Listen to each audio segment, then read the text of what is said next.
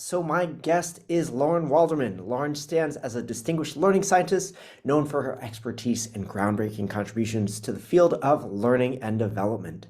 With a formal triple certification in neuroscience, not just a double, but a triple, she navigates the intricate pathways of cognition and unparalleled precision. Her journey is one of relentless pursuit of unwavering dedication and advocation to evolve the way we learn and grow as human beings. In the realm of learning and development, Lauren's name is synonymous with innovation and excellence. Her insights transcend conventional boundaries, reshaping paradigms, and inspiring transformative change. Welcome, Lauren. Thank you. My God, that sounded like a Emmy nomination speech. I mean, it's for me, it's not just the double, but the triple certification. Everything good comes in threes, and it sounds like you have it in spades. But more than anything, I'm just happy to have you here.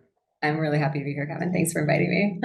You are welcome. So I'm curious. I know that you are the learning scientist, the one that people go to talk about our greatest piece of technology that we've been given, the brain. And so Mhm. to set some context here, what's so important about understanding the brain? I mean, it's everything. It's literally our everything. And the importance is, speaking from my own journey, when I started to discover my own brain, it was the importance was first, oh my God, I need to learn more about this because I'm a learning professional. I'm a facilitator, I'm a learning designer. How can I not want or need to understand the thing that I'm actually designing and facilitating this learning for? But then as my career progressed and as my studies progressed, it became, wait a second, I'm learning more about myself as a fundamental human being and how I operate and how I can work with myself a lot better and then transfer that into anything else that I wanted to do. So the importance of understanding the brain, which is really, like I said, it governs our ability to do everything. It just makes sense to not necessarily go as deep as I've gone, but scratch the surface because it's not only going to impact your work, but it's going to impact your overall well-being, your health, the way that we age, the way that we age hopefully gracefully. So it's worth looking into just a little bit. What are some of the things that where do you lead folks if if we're thinking about as an individuals within a company and we're talking to like the learning design team, where's the kind of the first place you start to push folks towards to get them to that deeper level of thinking beyond it's just about knowledge and skills? So I think that any of my clients who I've worked with, as well as anybody who's attended a keynote of mine or a workshop or anything that I've done, whether it be live or online, it's not necessarily in the sharing of the information. It's in activating their brains in the moment for them to have that experience of, wow, okay, now I can have a tangible experience about what my brain can do in a moment. And when we put those things together with the foundational knowledge of, hey, by the way, I'm going to show you for the first time probably what things look like from the inside and how they impact what you're doing on the outside. And I think that has it's a very visceral experience because most people have never been able to see the brain in action, unless you're a nerd like me and you just instead of Googling and YouTubing cat videos, you look at brain scans. I think that's where the magic happens for the individuals is not in just telling somebody something, but having them have an experience, whether we're conducting a focus experiment or a memory experiment, like live on site, or whether once I'm done with whatever presentation I'm doing, I sort of pull back the curtain and I show them step by step. This is how science was integrated every step of the way, and this is how your brain was activated every step of the way to the best ability that I have as myself as a scientific learning designer. I'm wondering for those who are listening or watching at the moment, is there something that you use to kickstart this idea? Because you said a lot of folks don't, they haven't experienced it before, they haven't had the ability to unpack or unbundle an experience into its process or its steps. Do you have a way that you can help folks who are listening to kind of kickstart this shift that you're talking about? There's very simple things that we can do that I think that we don't take the time to cultivate as far as this as a skill. I talk about focus a lot because focus is a skill, and I think in the day and age that we're in right now, and our behaviors being cultivated by, very very distinct habits as we navigate so many platforms of social media and just different types of engagement in our everyday world, that it's that conscious awareness of your own behavior and habits. And then once you're conscious of those things, is understanding that the way that we guide our attention is the things that we're going to be focused on. So if you even just stop on your day to day, and I preach this a lot, but if you just stop on your day to day and ask yourself the very simple question of, where's my attention? And if you look around, just, even the small circle of space around you, and you see that there's multiple tabs open on your computer and your phone is face up on your desk, and, you're kind of paying attention to the conversation that Bob's having over there. Your attention is so split that how are you focused on one thing? Now, when it comes to learning, we know that focus is one of our gateways to good learning. But if my attention is split in so many different places, how am I possibly focused on the one thing that I really need to be giving my energy to? So I on your think day to day, ask that, where's my attention? to your point, it's also the awareness of, we're talking about the brain as a technology, but there's also technology that's sitting right in front of us that we interact with every day. And how, when you talk about being kind of documenting your focus at the moment, at a particular moments and seeing where you are, you realize how much control you've kind of given away to daily technology and apps and notifications, in so much as, you know, when you wake up, how quickly do you check your phone? And once you check your phone, suddenly all that information just comes flooding in, Ooh. and you've lost your focus before you even had a chance to start. It's a difficult place to begin the day. Yeah, it's funny because I have my own habits is I don't even have my phone anywhere near my room in the evening. It's not, I can't reach it. And someone's like, well, I need it for my alarm. I'm like, remember the clock? Remember the old school alarm clock? I'm like, those work too. If you need to wake up, that can happen. But usually the first hour, and sometimes I'll push it as far as 2 hours of my morning, those are very protected because Mm. I don't, like you said, I don't want to rev up the engine and go from like 0 to 100 right away. I really want that time for me to be present, to understand what my body feels like when it's calm, to understand, my metacognitive processes, which is how am I thinking and what am I thinking, and just be in that state so that I can continue that state onto the rest of my day, so that when the day does get hectic, and it does, it gets absolutely crazy. There's multiple client meetings. There's, all the Zoom calls. There's groceries that need to be done. There's laundry that needs to be folded. There's all the things in all the day. But it's a matter of, can I, in my terminology, can I join forces with my brain in these moments so that I can utilize the operational system to the best of my ability, as opposed to working against it, which a lot of us do. So important. We're working at capacity before you even had Mm.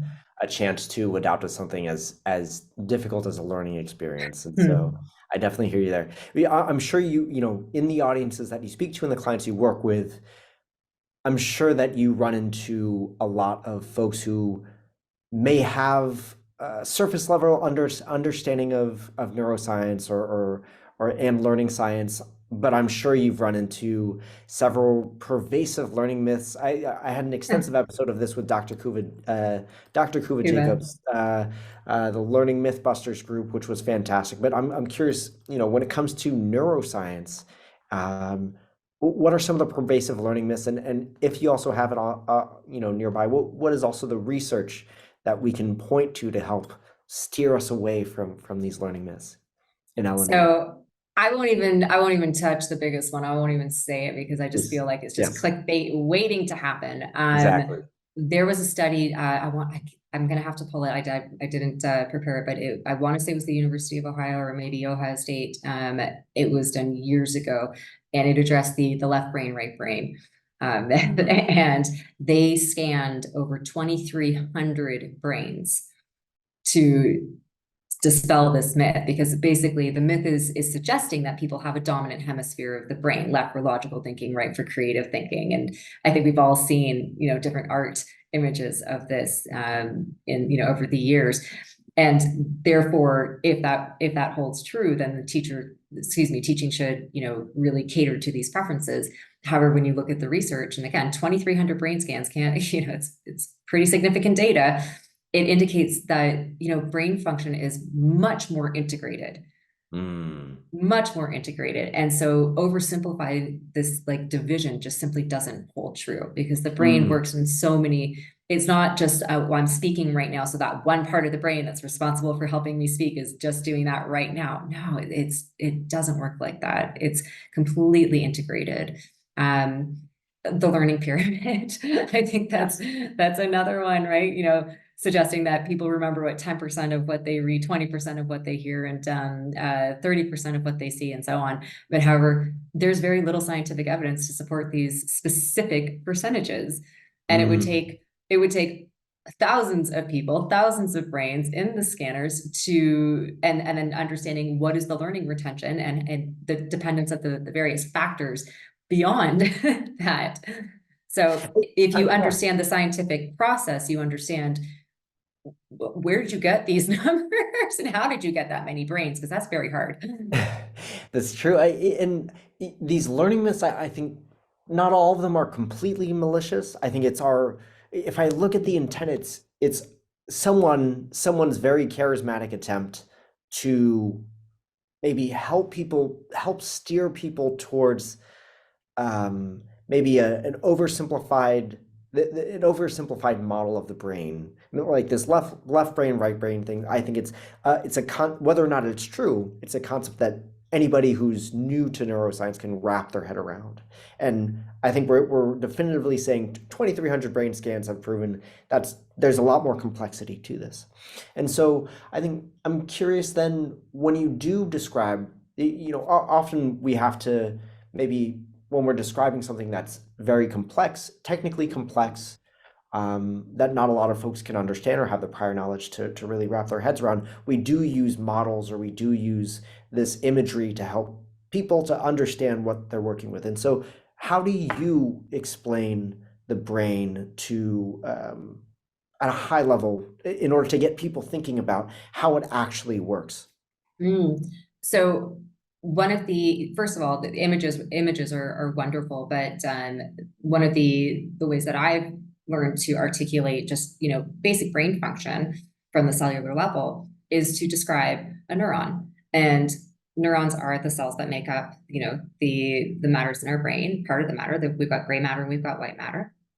And if you look at the palm of your hand and you draw a circle in the palm of your hand, and you imagine that circle is representing one of these neurons, and you've got 86 billion of them in your brain, Yes. which is very impressive.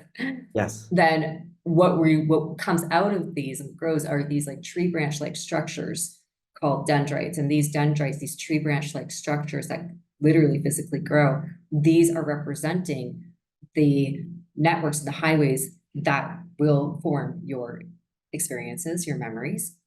But then these are connected. Everything that's happening in the brain is either through an electrical signal or a chemical signal. So once again, we look at we've got our base of our neuron, we've got one cell, we've got these dendrites that extend out, and then your arm represents this highway that sends and transmits the information. So what happens is we've got these electrical signals. So I've got these electrical signals that like come shooting through these beautiful tree branches. And if they're strong enough, they're going to make it through and transfer and then release chemicals that go shooting. The electrical signal is going to go shooting down that highway, but then it's going to reach this junction between two different, they're called synapses. And that's going to release a chemical. And then that's going to say, okay, that's strong enough. Let's go shoot another signal down another. And that goes on and on and on and on and on. And that's how your cells communicate. That's how your brain is working. It's through these crazy signals of chemicals and electricity. And isn't that crazy? Isn't that just crazy? It's happening right now. It's just an electrical storm all day, every day, at every given moment. Yes, and at speeds that are just absolutely miraculous. Absolutely miraculous. So It's in the series we do a simplified version of this, and we do a drawing activity because it's a great way to help the encoding process of memory is to draw things as well. But we use these very tangible experiences to simplify, as you've quite identified, the highly complex. And whether we're talking about a single neuron and a single cell, or whether or not we're talking about very specific functions and areas of the brain, translators like myself, that's our job. Our job is to do all the certifications, get all the knowledge, and then translate it into things that other people can practically understand and practically use. Which is really the foundation of learning design.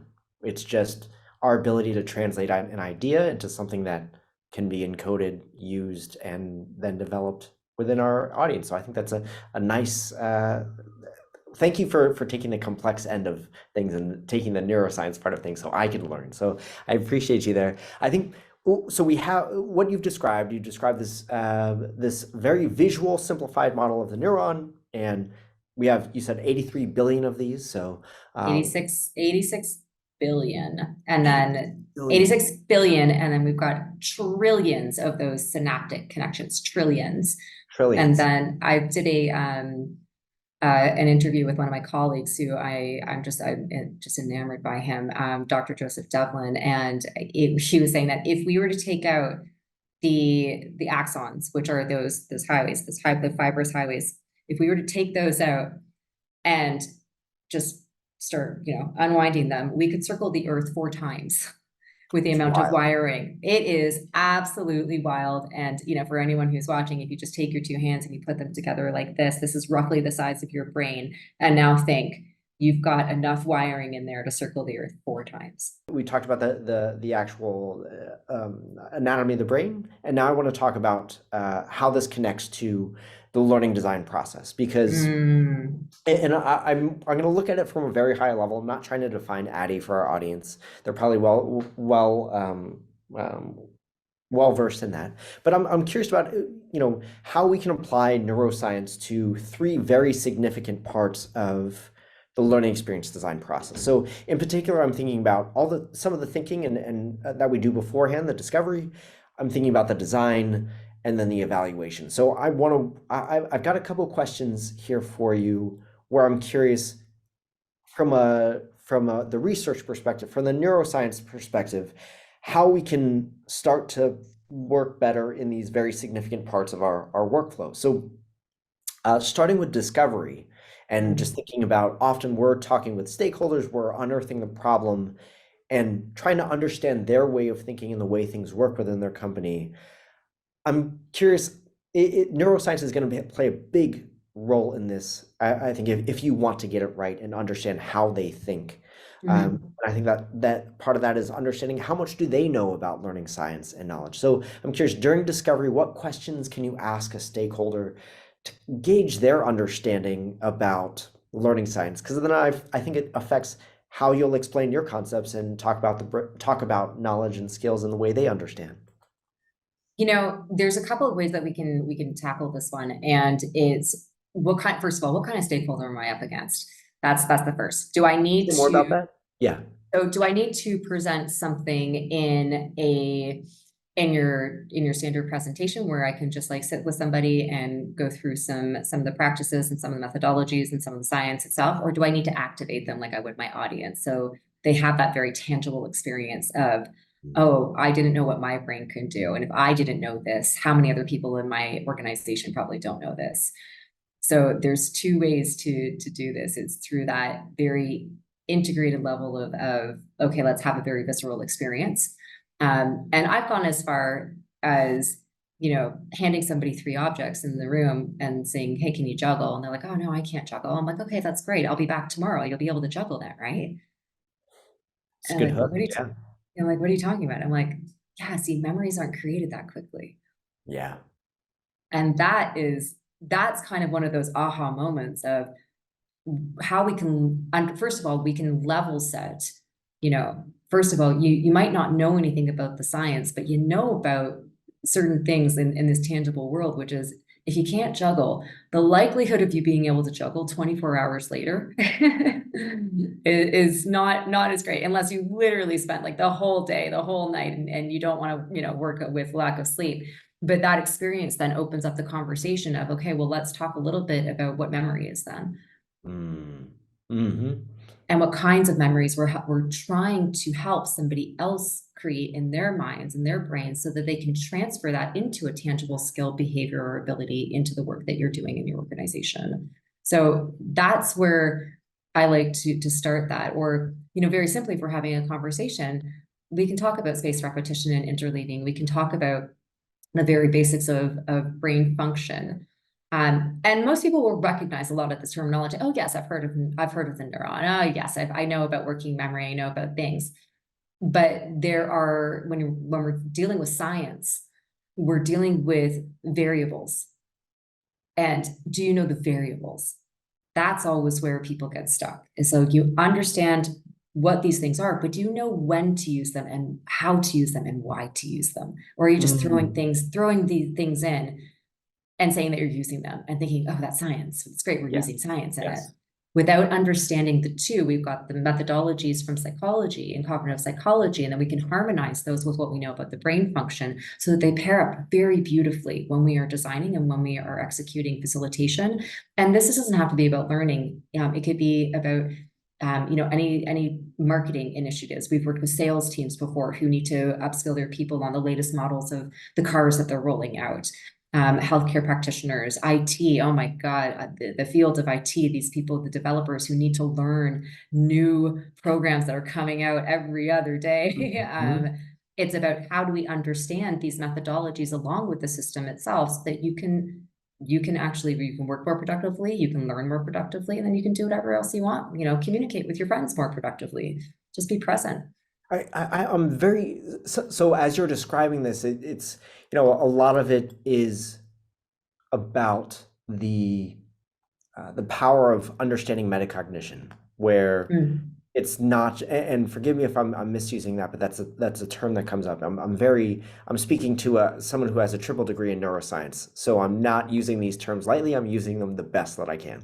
But you're pitching metacognition, and you're showing people like, look, it's important to know not just these terms and how these brains work, and you're able, once you're in front of people, to demonstrate the value of, look, this is how we're learning, and or this is what we're talking about today. But I'm curious, when you get called in, do you get called in as the brain person, or do you get called in as a learning designer? Do you get called in as a, and of course there's all these titles that we throw around, but I Yeah. mean, what you're talking about is demonstrating to people, this is how the brain works and this is how people think. And I can't imagine that's initially what they asked for. And it's that tried and true problem of learning designers getting called in for a particular request.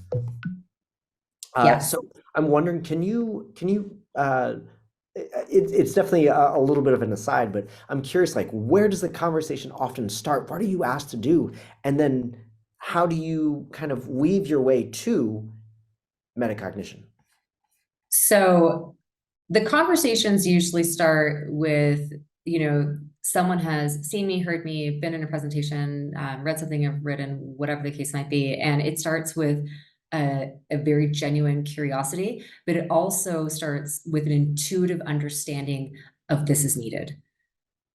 So that's where all the conversations always start. But I think where it gets a little bit, confusing and complicated for whether it's the SVP or a CLO, within the learning division, or if it's, like I said, if we're working with the ops team, sales, marketing, whatever it is, they understand that whatever this is, whatever we can learn about ourselves first as fundamental human beings, we can then transfer into everything that we're trying to accomplish. So the conversations always typically start there. Now, specifically with learning teams, when it comes to the designs, I'm usually brought in to audit what they've already done. There's something that's not it's not hitting the mark. There's something that's missing. And that's usually where I come in, and we've got to make some tough decisions, because I'm going to say a very high percentage of the time, I won't put a number to it, but a very, very high percentage of the time, the design is not conducive to helping somebody else's brain encode, store, and retrieve a memory. And this is what we're really trying to help somebody do. Interesting.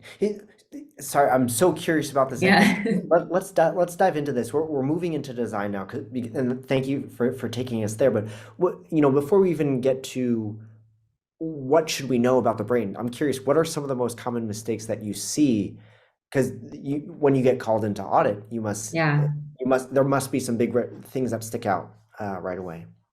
So a lot of the designs that I see, first of all, they are way too content heavy, like way, way too content heavy. So even the content hasn't been distilled enough to be able to help somebody to focus on those very transferable skills, behaviors, Mm, knowledge that they're looking for. So it's a lot of filler content that has to go. That's number one. Number two is a lot of times the narratives, the scripts, it's not speaking with somebody, it's speaking at somebody. yes. And that is very traditional. And I'm going to caveat the rest of this conversation by saying that because most of us grew up in a very traditional educational system where we were never taught how to learn, we were certainly never taught about our brains and how they work, is all we've done is we've transferred 20 plus, in some cases 30 plus years of what you've known from the past into your current behaviors, habits when it comes to your Yes. own learning and the learning design. So this is so instilled in us to do it very methodically as if we were lesson planning. And lesson planning is very different than learning design. Mm, So, so that's sort of the offense number one is the content part, but then the offense number two is quite often it's not the thread isn't being pulled through. So because we are still sort of traditionally looking at this is module one, and we're going to talk about let's say we're going to talk about communication because we're going to talk about soft skills right now. And this is module on communication. This is about delivering feedback. Okay, great. We're done with feedback. Okay, now we're going over to listening. I'm like, wow, okay. It's like, we boom, just kind of boom. set that down over here and picked up this one. Yeah. Right. How do we create the journey? Yes. And the journeys are not being created well enough. And then we've got everything that we can to utilize the brain itself. So quite often, in these designs, especially in the organizational designs, is that we're jumping right into the work transfer and the work environment. We're not contextualizing it first for the human being to have that understanding of how does this impact me as the human being, and then how does that transfer into my work.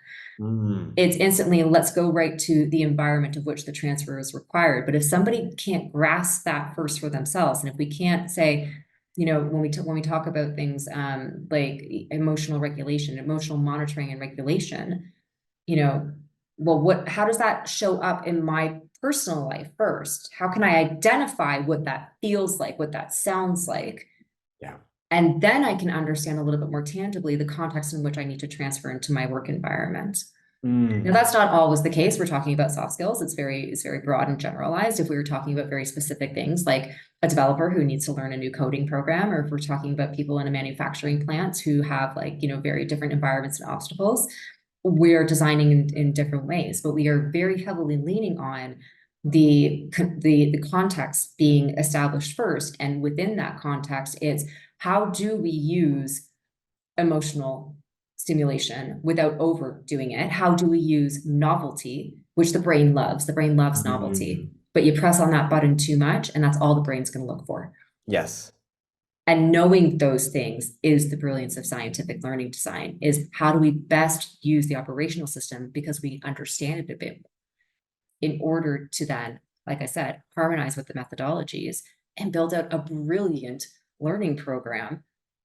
Most of the time, learning like that not never, but like a lot of the times, people haven't experienced learning like that. And that's the brilliance too, is we can teach people through our designs how to learn better as well and how to cultivate the skills. What does the research say, or what does the neuroscience say for how we can evaluate if something sticks? And I'm not, of course, just talking about looking for certain behaviors, but what advice do you have there? See, and I'm just gonna, there's something that I had to learn very early on when I was donned with the title of scientist, and that's you learn to be incredibly humble. And the neuroscience says very little at this point, and that we're working on it. And that's the problem sometimes is we want the science to speed up faster and we just can't because we need the validity, we need the efficacy.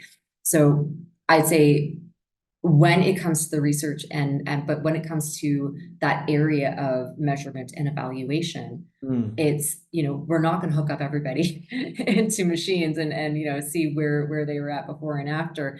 But I think the greatest win that we've got right now in learning, and especially from my work in the learning design, the science of design, is enabling people through the design to give them the metacognitive abilities so that they can measure themselves as they go.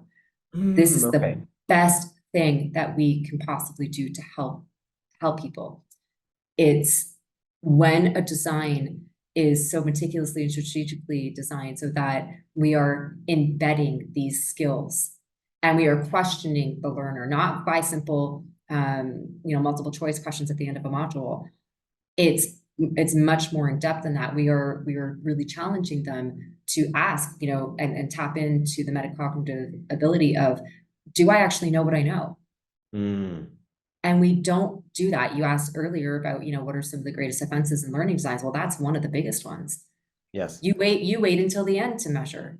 You Yes. don't wait. You don't have these moments where you can catch somebody in the act of, of memory creation as their journey is going on. Learning is the process, memory is the goal.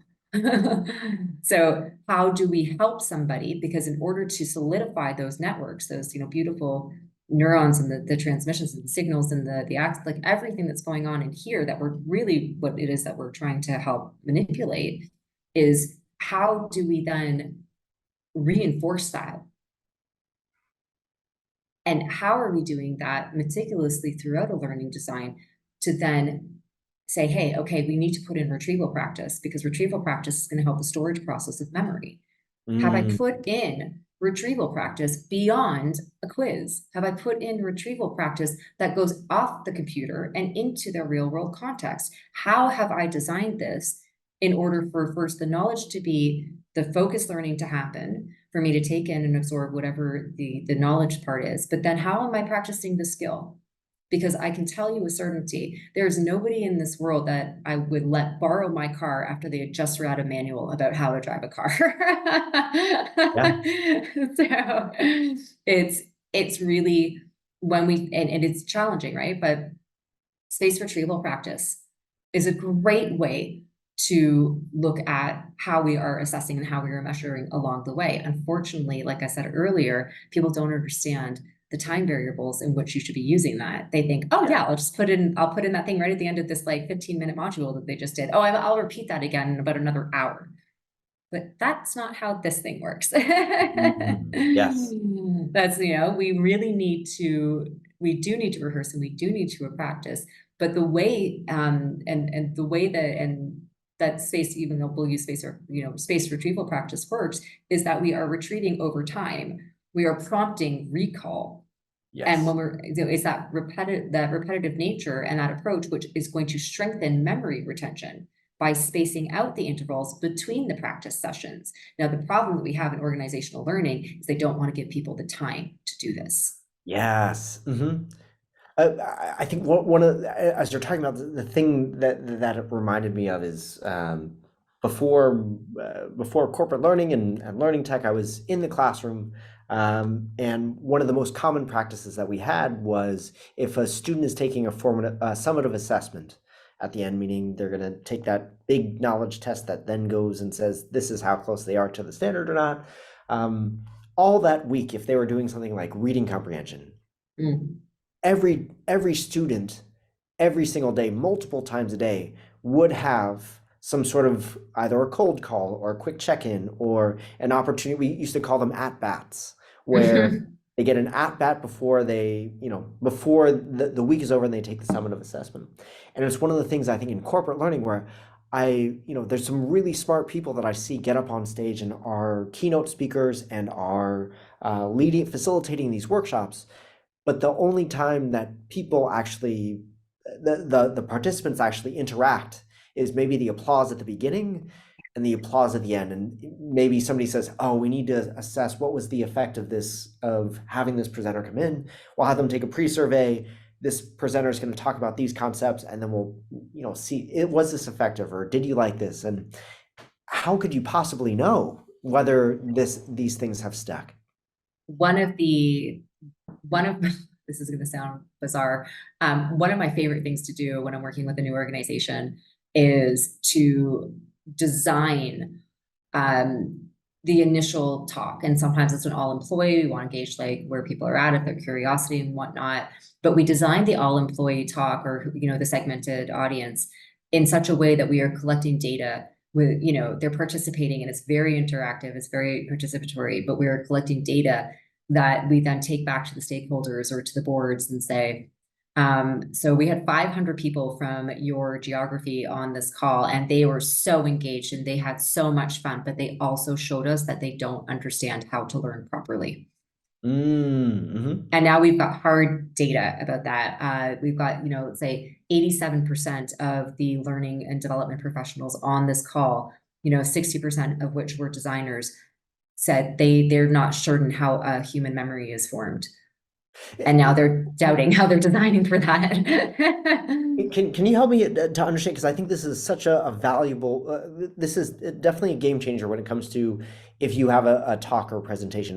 What does this Yeah. look like? Do you have, if we're going to borrow my terminology, do you have at-bats thrown in throughout where you have what is it, what does that look like? Do you have it like a second person, like you ask for a poll, like a hand Yeah. poll, Yeah. and then you have a second person kind of checking these off? Yeah. Yeah. I think, but using the science, and now, when I'm designing something like this, it's not just the neuroscience and the cognitive science, but it's behavioral science as well. We're dipping into all the nerdy things, is, in order to get to those answers that will give us the purest data that we could possibly get, is, again, it's the brilliance of understanding the brain. How do I help somebody bring upon their executive function? I need that executive function. I need that part of the brain that is going to be focused, that is going to give me a clear and concise answer, but that is also going to be in the driver's seat so that the emotional response isn't taking charge right away. Mm-hmm. Because the emotional response is going to go, oh, but my, 15 of my peers just said this, I should probably say the same thing. Yeah. Oh God, I don't want to be the, it's like, who's on this call? Can I really say what I'm wanting to say? And my first job is, how do I lower those defenses? And how do I bring people into a state where we're great. We don't know it all. We're good. We're just gonna have this conversation, you and I, and 1,000 other people. We're just gonna hang out. And I think that's where we get the brilliance. And then it's, of course, the strategy and the intention of the design itself to collect the data that we would like to collect, so that we can understand whether it's moving forward with workshops, or whether it's, do they need help with the learning design. But now we have got excellent data as to what do people really need, what do they know, and again, going back to the metacognitive theory, what do they think they know, what do they know, and what don't they know. Mm. Once I can ascertain those three things, I can build out brilliant programs. A couple of things just to list out that I love about what you just said. One is this idea of setting the context for assessment, where Mhm. it's not just asking the question, it's not just participating in the activity, but making sure that the brain and the people who are attached, the people who are attached to those brains feel safe in that context to really actually show what Yes. they know, and how important it is that at its simplest form, I'm thinking of test anxiety if I were in high school. Now in the Mm-hmm. workplace, I'm thinking about my it sounds silly to say out loud, but I'm thinking about, if my boss is there, or Yeah. what will my peers think, or how does this reflect on me as a professional? And so how important it is to set that context there. And then the other thing that you mentioned that I love is this idea of, you're not just doing discovery to assess what should this talk be about, meeting with stakeholders and see what they're talking about. You're also saying, okay, we'll do this talk. You have your assessment built into the talk, but then you're doing continuous discovery even Yes. before you're going into the Yes. learning program. So you're using all these formative assessments all the way to really craft something, not just to the event, Yeah. that first event, but through all the way, and being in a place where you have the data to tweak your design essentially. Yeah. And what I'd add to that as well is, the reason why I also do this is that most people know that prior to me being the learning scientist that I am right now, I was a CLO. I Mhm. was in those stakeholder meetings. I know the challenges that happen at those doors. I know the advocacy. I know the fights. I know what my team went through. I know what those teams are going through. So part of me doing this, especially when I'm working with an L&D leader or another CLO, is I understand that if I do this well, and if we collect the data, if I partner with you before we even get to the first stage, then I can arm you with the data that you need to go to the stakeholders at the table with certainty. We've got proof. If we had 500 people on this call in one geography, and this is the data, and this is the percentage of people who said X, Y, or Z, or who are requesting X, Y, and Z, that gives my fellow CLOs, my fellow leaders, Mm. ammunition. I hate to use that word, but unfortunately, sometimes that's what it comes down to help them fight, to get the budgets they need, to get the time that they need in order to properly upskill not only their own teams, but then to help do that and to present it to the rest of the organization. Because I think the L&D teams have immense capability to help cross function across the organization, but they need to learn this stuff first.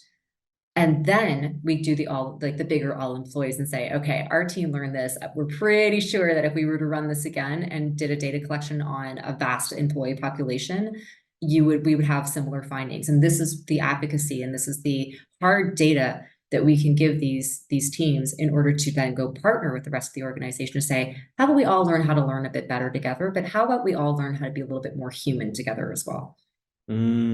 That's super nice. I think it's, to what you mentioned, it's you have a lot of L&D leaders who are really searching, frantically searching for solutions.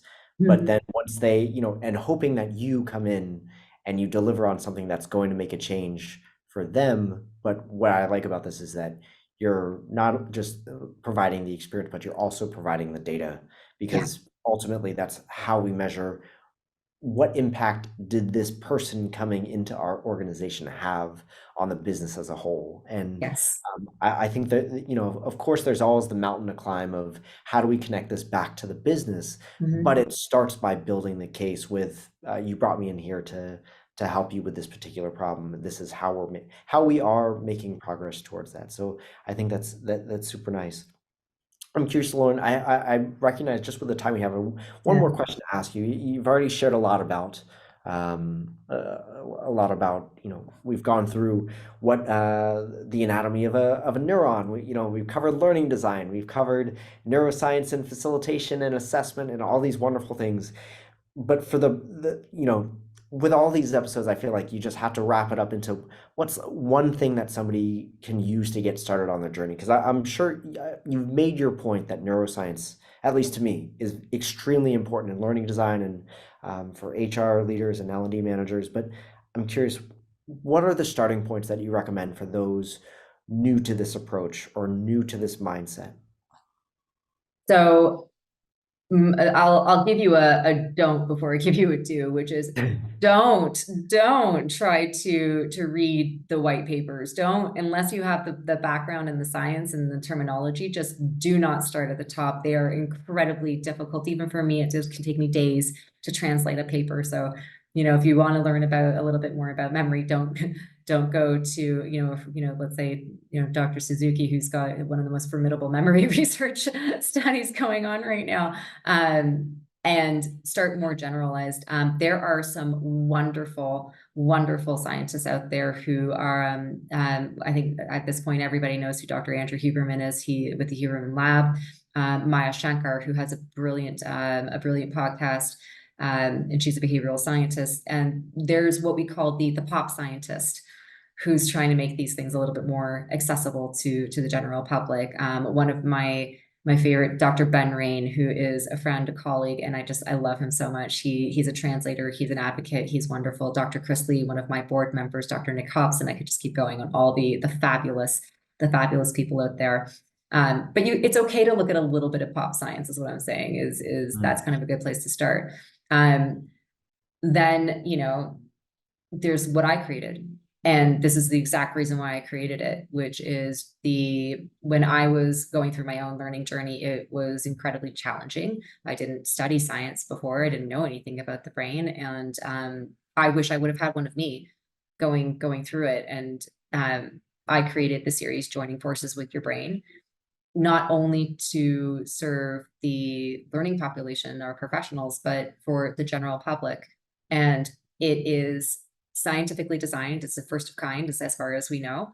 And it is this interactive, experiential. People have described it in so many different ways. Someone described it as like the Bill Nye meets Willy Wonka. Like it's just a crazy. People who know me know that I'm just that little bit of chaotic fun. So it's this interactive journey for you to learn about your brain, to learn more about learning, but you are actually developing the underlying skills as well. And I think the most important message in this conversation to everybody who's listening is, yes, I'm a learning scientist, and yes, I do focus on learning, but I will tell you with certainty that the profound impact that just learning a little bit more about yourself and the brain will have on you as just a fundamental human being that we are far surpasses,